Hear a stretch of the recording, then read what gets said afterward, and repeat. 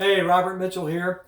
So today I'm going to do a breakdown of the Great Seal of the United States. Most people are familiar with the Great Seal because it's on the $1 bill. The Great Seal is like a coin. On the dollar bill, you get to see both sides. Many people have done breakdowns of the Great Seal. I'm not taking anything away from those, but I think I have some observations that are pretty unique. So what we have is we have two sides of the coin.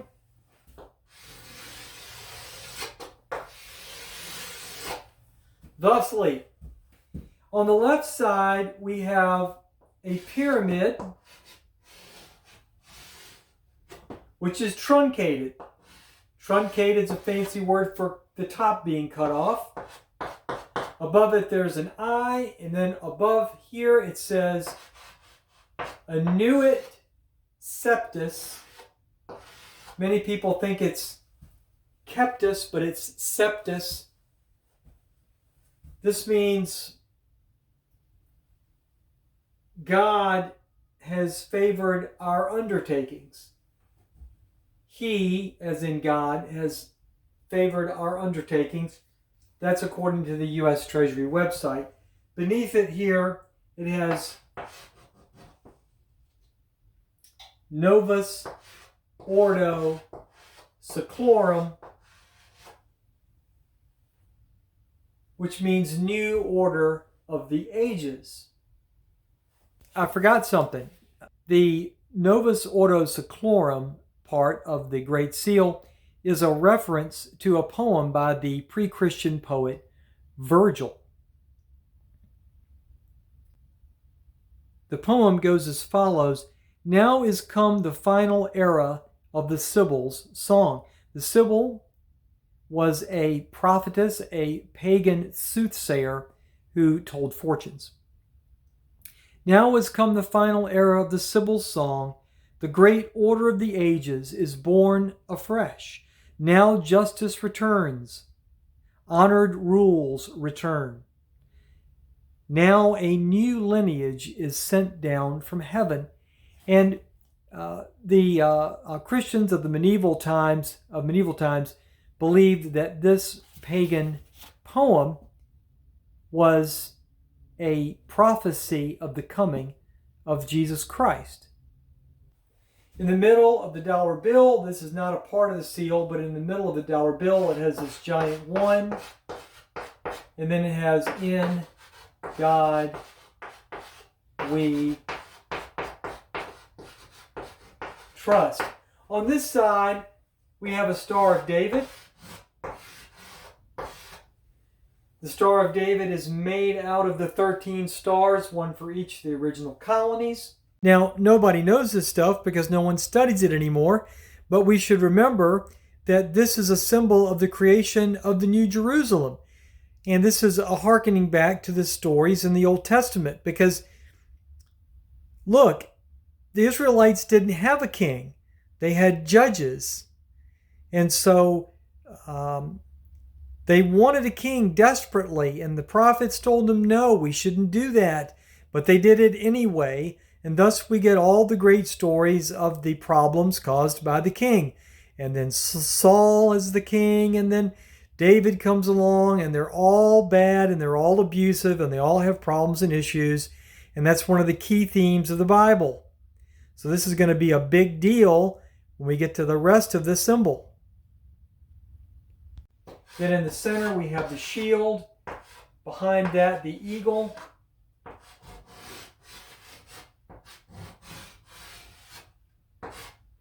And then at its feet, we have the olive branch and the arrows. And in the mouth of the eagle, we have this cool banner. And in the banner, we have E pluribus,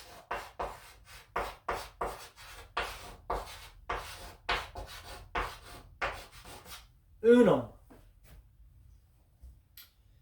Now, in order to understand it, many people think that this Novus Ordo Seclorum, that this seclorum means something about secularism. It does not. Novus Ordo Seclorum, as I said, means new order of the ages. And what does this mean? Well, this pyramid's very important because the top is cut off. Now, in its original, the old order was the pyramid intact. This was the order that preceded the United States. Remember, we invented this whole thing. Prior to that, the king was the head of the church. So in the Egyptians, the pharaoh was the god and the king. He was the head of the church and the head of the government and the head of the economy.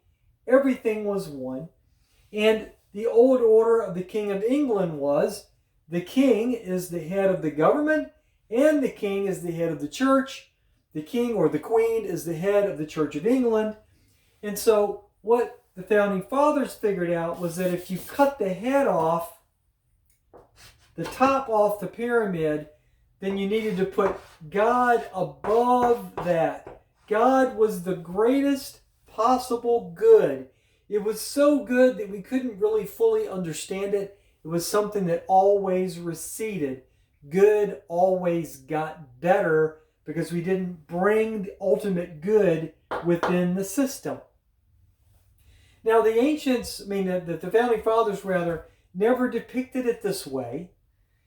Here in modern times, you will often find it depicted like this, and it's no accident that you often see the eye in the pyramid with the radiating light around that. And that's because modern people often want to go back to that.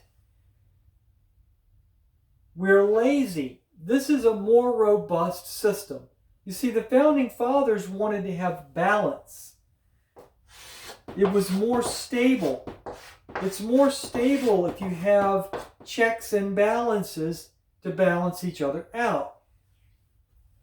If the church gets out of line, it can only do so much damage. If the government only gets out of line, it can only do so much damage. The church can be critical of the king, and the king can be critical of the church. But if they're both the same, where do you go for redress? Where do you go for sanctuary, right? But nowadays, we want the ultimate good to be inside the system. There are many people who are envious of the Church of England being able to teach religion in school and all of that. Many is the person who wants to put the highest possible good inside the system. The problem is that if you worship something that's not greater than all of that, then things start to go wrong. So what's your highest possible good? Capitalism? Then you start to worship capitalism, and capitalism, instead of being a means to an end, becomes the highest possible value. You start to worship communism. Fairness becomes the greatest possible good.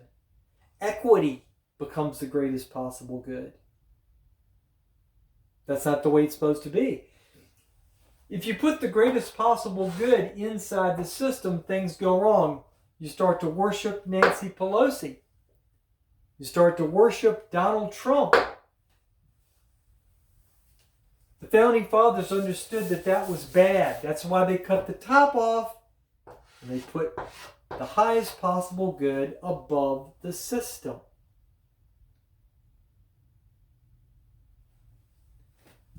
Here it says, e pluribus unum, out of many, one. You see, the problem, though, with the Founding Fathers was they were short-sighted. They saw this as a new order for the ages, with God overseeing it all. But they were short-sighted because they didn't think that there would ever come a day when we all didn't go to church and hold hands for an hour. Maybe if we all had the intestinal fortitude to take an hour and go to church and sit down with people who disagree with us politically and hold their hand and sing a song with them and worship God, a God that is so great that he is above and beyond the system. Maybe if we all went to church together and held hands with the understanding and the knowledge that none of us is perfect. No leader is perfect. No form of government is perfect. No individual person, no form of economy, none of that is ever going to be perfect. Only God is above the system. Maybe if we went back to that and we trusted in God, we could all be one. Thank you for watching. Take care.